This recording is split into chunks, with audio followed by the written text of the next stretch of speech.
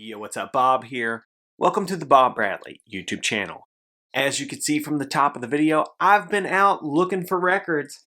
It's been a rainy week here in the great state of Kentucky, but I managed to get out, persevere, look through the crates, and find a small stack. And we're going to get into it right now. From the fine folks down at Half Price Books, Dinosaur Jr. Farm. This is an original pressing of the record on black vinyl. There were some colored variants. This is on that Jaguar label out of Bloomington, Indiana, I believe. Iconic artwork. If you like jazz masters, big muffs, expertly written tunes, you'll love this album. Very Neil Young at times. After all, Neil is the godfather of grunge music. Paid $20 for it. It is a double album. This is a nice record to just put on and vibe out. I really like it. Dinosaur Jr.'s Farm. They're on tour now. I think they're out with Clutch. As the search continued, I found this for $4.99. Part of a string of great records from Hank Williams Jr. This one is Family Tradition. He is on the front, laying in bed with a Yellowtelly white pickguard. That's an important detail. After all, this is the late 70s. So we had a lot of things going on. We had a lot of cool country coming out, but we also had the yacht rock movement. You know, you had the Doobies, you had Christopher Cross, and that was kind of working its way into some of Hank's output. You know, obviously you got Family Tradition on this, which is one of the most iconic and classic country tunes in the outlaw country, you know, canon. But the very next song is Only Daddy That'll Walk the Line, which is a cool tune, but there's like this most adult contemporary guitar solo in that tune that you could imagine. It's super smooth. It's cool. I like it. This is a great sounding record, as are most of the releases on the White Warner label. This one is not translucent, by the way. That said, it's a great sounding album. One of Hank's good records. The great Hank Williams Jr. records are becoming harder and harder to find. They're not expensive, so if you see them, pick them up. Speaking of records that are hard to find. Now, this one's not crazy expensive, but it's not easy to find. This was released in '81 on Alligator, but previously released in '79 on I believe a French label. Buddy Guy's Stone Crazy. This is a must-have if you're working on, you know, a blues collection. Buddy Guy is a true American original, and on this record he is absolutely burning, playing with reckless abandon. The guitar tones on this are wicked. You get the feeling that they're just kind of jamming on these tunes and just really letting it rip. This is a fantastic record. Do not buy the Dole or Wax Time reissues of this record. Find a real one. You can find releases on Alligator. They're not that expensive. I think I paid $15 for this. It's a no-brainer. Buddy Guy, Stone Crazy, must-have blues masterpiece. Definitely pick it up. This one is in the Shriek. You can kind of see this imprint where the label has been wearing on the Shriek for all that time. The Alligator label, one of my favorite looking labels, has that cool alligator drawing on it. This is a nasty blues record. I mean, nasty blues record. So nasty. Speaking of records that are hard to find and that I've been looking for what seems like forever. The last copy of this I saw was around $50, and I thought, I can do better than that. They sell regularly on eBay and Discogs for around $80. I got this one for $20, and it's clean. Tony Rice, Me and My Guitar. Tony on the front here looking very sharp. Has the White Rice Road case. This is the case that houses the Clarence White Tony Rice D28, made by the C.F. Martin Company. Yeah. This case saved the White Rice guitar at least once that we know of. Tony's house flooded and it was just in there floating on top of the water. Whew, thank God. That said, great crew on here. Sam Bush is on here. Vassar Clemens is on here. This is one of Tony's iconic records, one of the more sought after titles.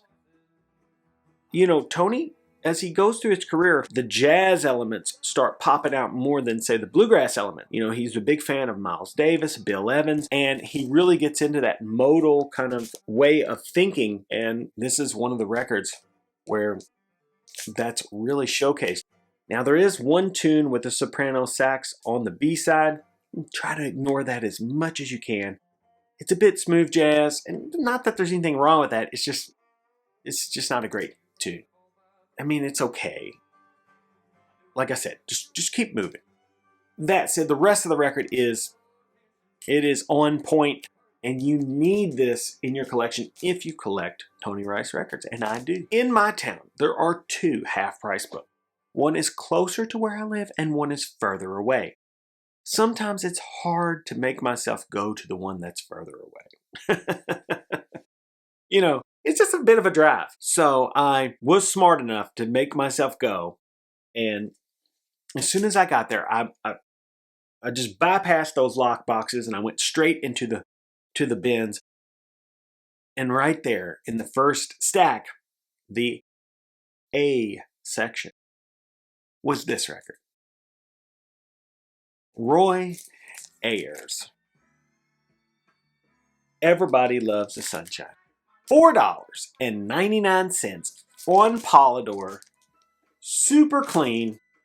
Let's go. I mean, super iconic. Cover. Roy Ayers. I'm going to go with that. Roy Ayers.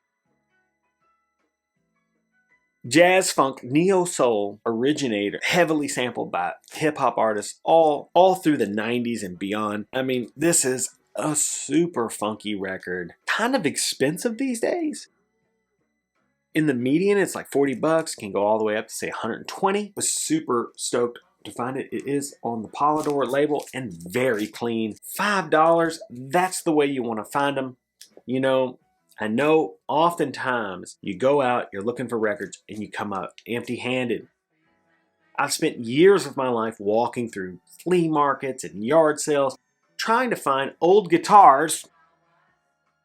Yeah, but which you never do, by the way. So, you know, thankfully, a lot of records were pressed in the thousands, hundreds of thousands, the millions even, some titles. So they're still out there, and you can still find them. This is a perfect example of that. It's a rather valuable and super funky record that I picked up for $5. Yeah, very, very nice. Super happy about all of that. Last but not least, my buddy Alexander over at I Collect Stuff, he's overseas, he's in Europe, sent me this little 7-inch here. Isn't that special? This is a 7-inch on the Nortex label out of, we can only assume, North Texas. It says here, Wolf City, Texas, wherever that's at. The Assassination of JFK is on here. This is a bit of a folk/bluegrass 45, and you know, this was only pressed in a very limited quantity, and Alexander thought that it would be better for it to have a home here with me. Yeah, sort of lo-fi.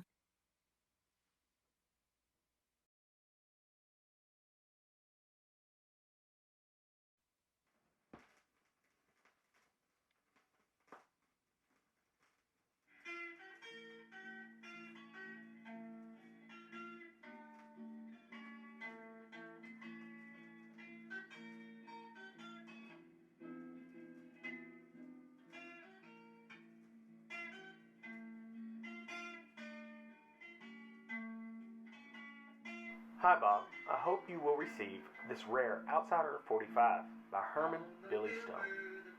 This record was made in only 100 copies, and only a few have showed up. Thanks for all of your videos, and keep up the good work. Cheers, Alexander, from I Collect Stuff. By the way, the bird is the word. really cool. Thank you so much, Alexander. And if you've never seen Alexander's channel, I Collect Stuff, you should definitely check it out. We don't have a lot of guys who primarily specialize in the little guys in the vinyl community. So you've got Mac over at I Buy Old Records, and you've got Alexander, I Collect Stuff. And Mac's all but retired. So if you've never seen Alexander's channel, go check it out. It's pretty cool. Thanks for that, buddy. Anyway, yeah, so that's what's going on. So until we meet again, that's right. Bob out.